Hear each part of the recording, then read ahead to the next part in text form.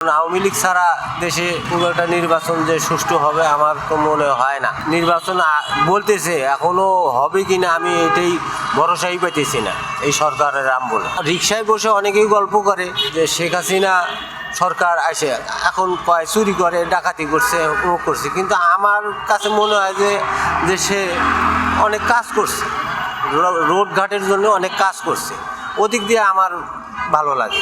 কিন্তু এখন নতুন সরকার আসার পর কতটুক কি হবে, মনে হয় যে দেশে একটা সরকার গঠন না হওয়া পর্যন্ত মনে হয় যে আমরা রিক্সাওয়ালারাও ভালো চলতে পারবো না।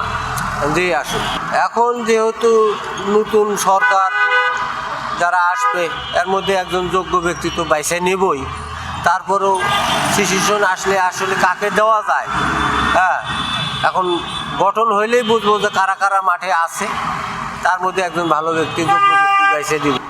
অন্তর্বর্তী সরকারের আমলে এখন যে পরিস্থিতি, নিয়ম শৃঙ্খলা তো ঠিক নাই।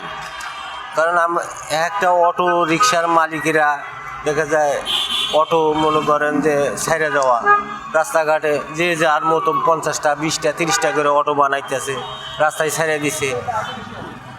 আগের চেয়ে অনেক গাড়ি বেশি, ইনকাম কম। আবার ঢাকা শহরে কেন জানি মনে হয় যে ঢাকা শহরে মানুষই কম আসে আগের চেয়ে।